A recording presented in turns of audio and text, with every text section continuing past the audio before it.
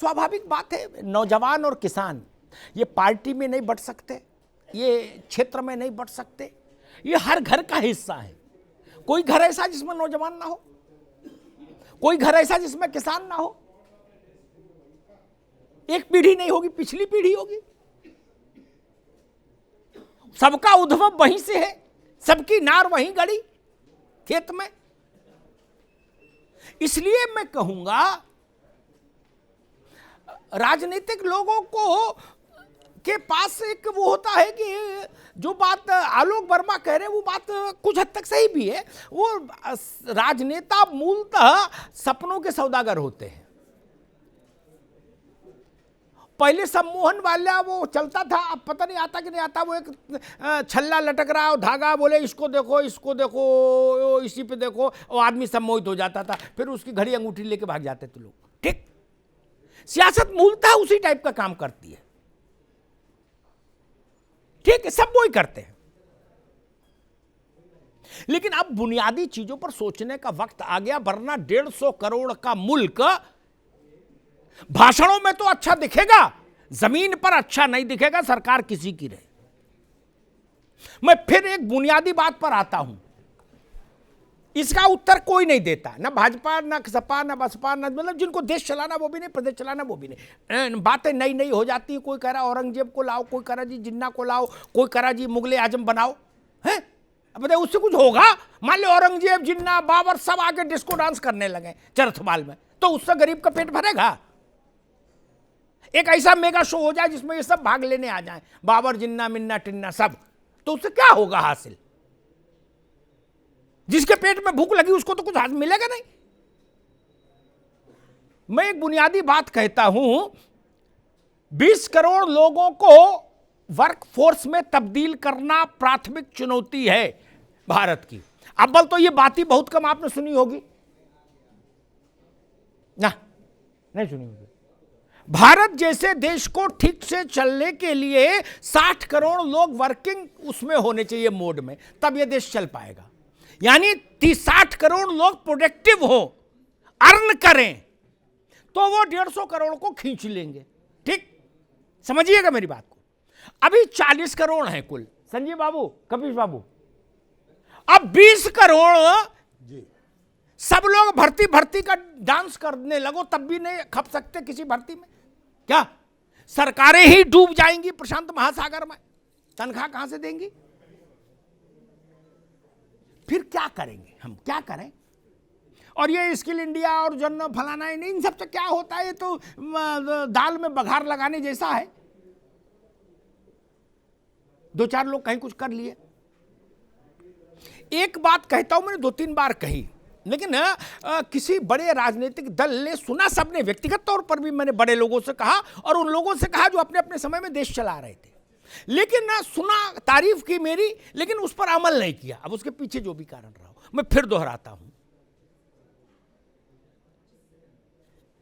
कि हर तरह की चटनी, हर तरह का अचार, हर तरह का साबुन, हर तरह के बिस्कुट, हर तरह की ब्रेड, हर तरह की टॉफी, अगरबत्ती, धूप बत्ती, जितनी चीजें हैं, क्या ये सब चीजें हम कल बजट से, संजीव मिश्रा जी, ये कर सकते हैं कि ये निगमित क्षेत्र इनका उत्पादन नहीं करेगा?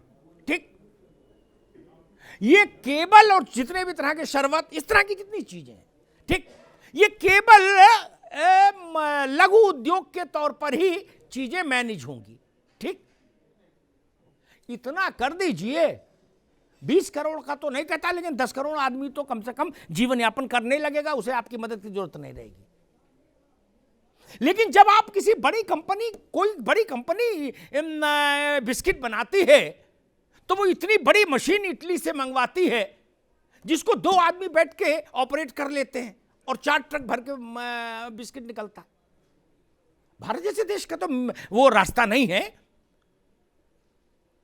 यहां रोटी बनाने वाली मशीन की जरूरत नहीं है, यहां रोटी बनाने के लिए हाथ ही बहुत खाली है।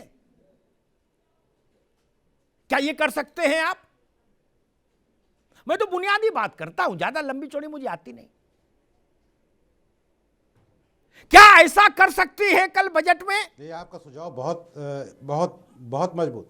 क्या ऐसा कर सकते हैं बजट में हम कल कि अगर मक्के का फूला पीवीआर में 300 रुपए का मिलेगा तो मक्का फिर 5,000 रुपए कुंटल बिकवा सकते हैं क्या? अगर नहीं तो वहां फूला का रेट तुरंत नियंत्रित करिए और नहीं तो मक्का बढ़ा दीजिए। जो आपको समझ में आए सो ही कर दीजिए। कोई सीमा रहेगी कि नहीं रहेगी? आलोक पैदा करे मक्का तो 1,200 रुपया कुंटल जाए, 1,800 रुपया कुंटल जाए है, और चुटकी भर मक्का का फूला पीवीआर में बिके यहां साकेत में तो 300 रुपए का बिके। यह बुनियादी सवाल है कि नहीं है? मैं जिस बेल्ट से आता हूं फरुखाबाद आगरा एटा मैनपुरी, ये आलू की बेल्ट है, जैसे पश्चिम गन्ना की बेल्ट है क्या? और इतनी बड़ी बेल्ट है कि भारत में सबसे बड़ी बेल्ट। वहां जो आलू पैदा करता है वो किसान कभी पूरे कपड़े नहीं पहन पाया। ठेकेदार पहन लिए, आड़तीये पहन लिए, गाड़ी ले लिए, और फिर ये चिप्स वाले ले लिए क्या? लेकिन मैकू और रफीक पूरे कपड़े नहीं पहन पाए, पीढ़ियों से आलू पैदा कर रहे हैं। क्या इस पर नियंत्रण नहीं हो सकता कोई? आखिर जो उत्पाद बन रहा है उसमें और जिस चीज से बन रहा है उसमें दामों में कोई साम्य रहेगा कि नहीं रहेगा? 300 रुपया, 400 रुपया, 500 रुपया कुंटल आलू जाएगा और 40 रुपए में 4 चिप्स मिलेंगे। ये तमाशा तो बंद करा दो भैया। और दूसरी बात मैं नौजवानों के लिए कहूंगा, इसी से रोजगार की सारी समस्या समाप्त हो जाएगी। जान लीजिए, आज भी भारत को गांधी के रास्ते पर लौटना होगा। रोजगार तभी संभव है और उसी से किसान का भला भी होगा। क्या आपको याद नहीं, हम छोटे थे, टमाटर ले जाते थे, उसका वो चटनी बनवा के लाते थे, केचप नहीं लाते थे ना? वो किसने बंद करा दिया? संतरे का जूस बनवा के लाते थे, किसने बंद करा दिया? उतनी बड़ी बड़ी कंपनियां आ गई ये बेचने के लिए संजीव बाबू, जिनका बजट उत्तर प्रदेश के बजट से ज्यादा। आप समझ रहे हैं ना? केवल प्रचार का। ये पेप्सी, ये कोक क्या है? ये शरबत भी बेचेंगी, चिप्स भी बेचेंगे, मक्के के फूला भी बेचेंगे और दही भी बेचेंगे, लो योगर्ट कह के। और आलोक वर्मा से दूध उसी रेट पे जाएगा।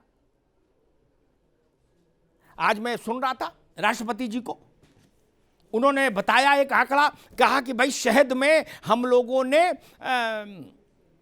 2014, वो ज्यादातर आंकड़े 2014 से ही दे रहे थे, उन्होंने कहा 2014 से आज के दौर में हम शहद को 55% ज्यादा पैदा करने लगे।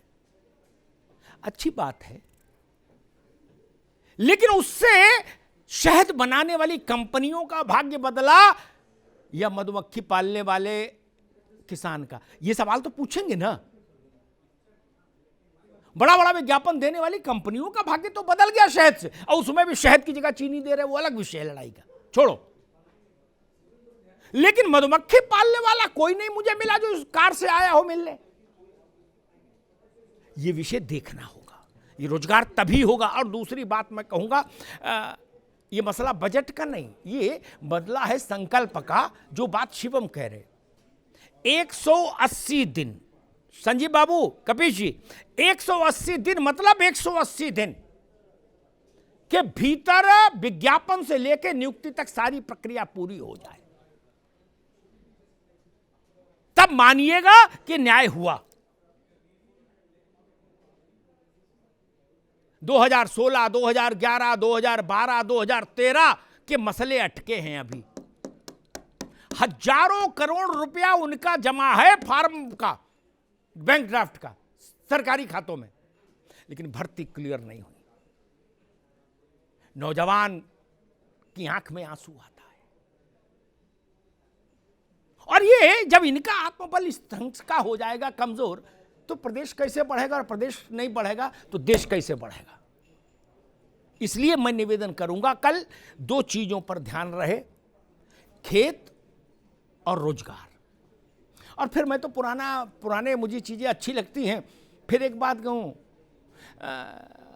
मेरे ख्याल से बहुत पहले नारा लगता था, अब तो नारे भी बड़े विचित्र हाईटेक हो गए। हमारी आज की पूरी बहस उस नारे में ही है। कपीश बाबू, नारा लगता था हर हाथ को काम, हर खेत को पानी। यानी खेती अच्छी कर दो और हर हाथ को काम मिल जाए, फिर भारत माता को कौन रोक सकता है। सिर्फ इतना ही कर दीजिए, सब कुछ सुधर जाएगा।